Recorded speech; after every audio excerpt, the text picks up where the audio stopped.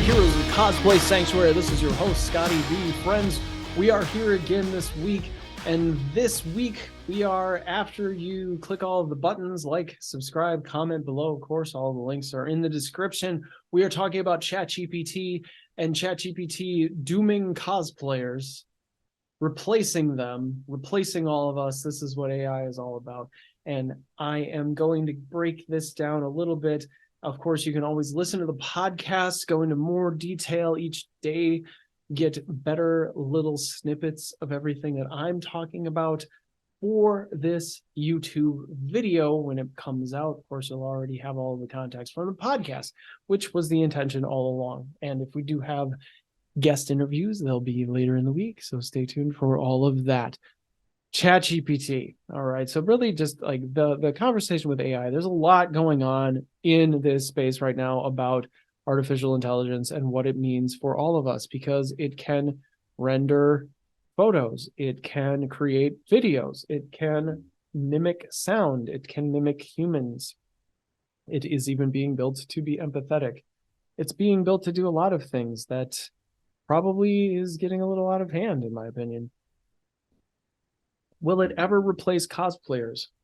And is it dangerous? Is it dangerous to use? Well, for the most part, from the user standpoint, it can save you a lot of time. Like if you need to create 20 posts with some content and context, with hashtags, with whatever, if you have an account with ChatGPT, it's going to save you a lot of time as a cosplayer or as a single individual trying to get a lot of things done, trying to write a lot of content, when you can just put it into a computer and you can have it crank out a bunch of writing for you and you are done.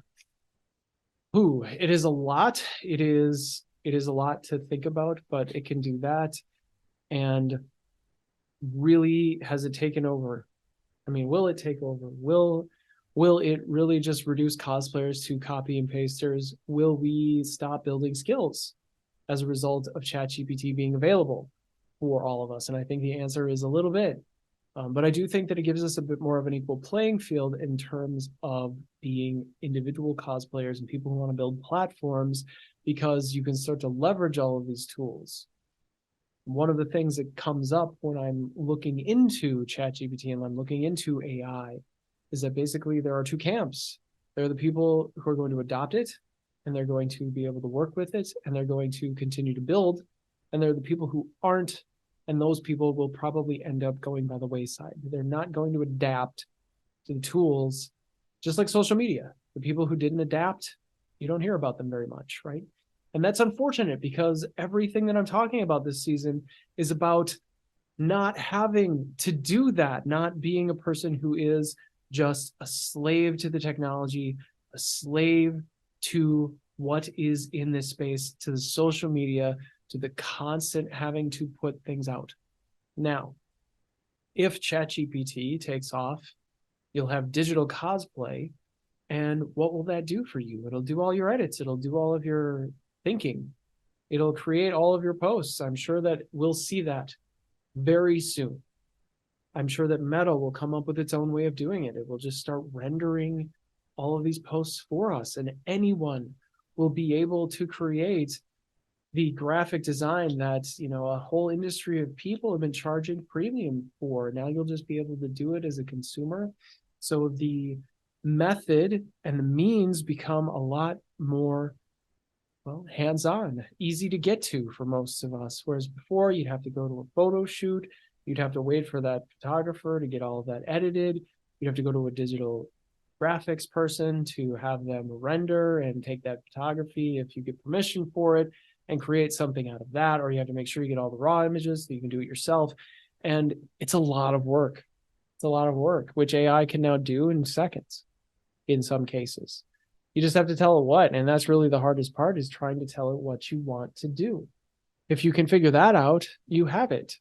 It also can't replace your hobby. It can't take cosplay away from you, because cosplay in and of itself is a bit of an escape.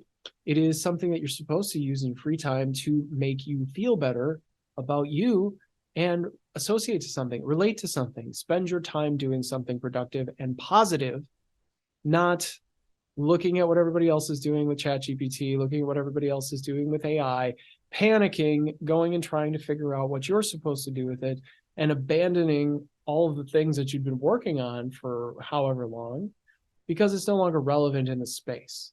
So we talk about relevance. If you're a maker, then be one. Be a maker. Create the cosplays. Don't worry about what other people are doing to artificially create anything or create digital art online. That's not what you're here to do. You're here to create the cosplays themselves. So do that. Be a maker. Take advantage of the tools that you have, whether they are AI or not.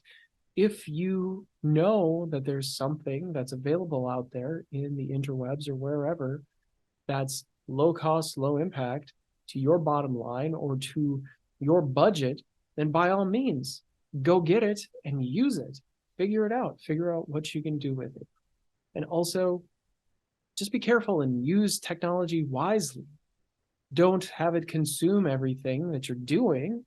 I mean, I'm still here making all these videos, doing things off the top of my head in some cases, shooting from the hip a little bit, and having some fun creating all of it for you. We record all of the videos. We may or may not send them out to edit. I generally do a lot of this stuff myself. And you know what? Sometimes it's fun. It's fun to make the videos. It's fun to be involved and just be more hands-on inside of things. But one day that won't be there anymore. You'll click a button. It'll take all of your raw footage. It'll compile it all for you. It'll render it all for you. It'll do it very quickly and very efficiently. It'll add all the effects that you want, and it'll just be a finished product, and it'll post it on YouTube for you. Who knows? Who knows how far it goes? Who knows if you'll just say, hey, thing in AI, I just want 3 posts a week. Just create 3 posts. Here's a few selfies and create these 3 characters out of the selfies, and it'll just render everything for you. You never need to buy another thing. That could be bad for the industry more than it could be bad for you. So they have to figure this out. And right now, I'd say don't worry about it, but definitely if you are a cosplayer and you are in the space and you are creating posts, by all means, go find ChatGPT and see what it can do for you. It can do a lot of research for you. It can create a lot of hashtags for you. It can create a lot of posts for you. It can write all of your Facebook posts. It can do many, many different things, and there's different aspects of it. So if you do want to just create digital art from your cosplays, whatever it is that you want to do, save the time. Feed it information, feed it photos, feed it whatever you want to feed it, and create. That's the point of it. But at no point do I really believe that it needs to take over any of these things, that it is the only thing that will be the future. But it's a possibility. It's certainly a little bit scary to think, well, all of our hobbies don't matter anymore. But let's first just try to say, okay, this is another tool. It's useful. Let's just use it to leverage time. Let's use it to leverage our content, and we can get to other things and we can have more fun. That's where I'm going to leave you today, folks. Thanks so much again for being here. This is Scotty B, the Heroes of Cosplay Sanctuary in Season 5, saying bye-bye.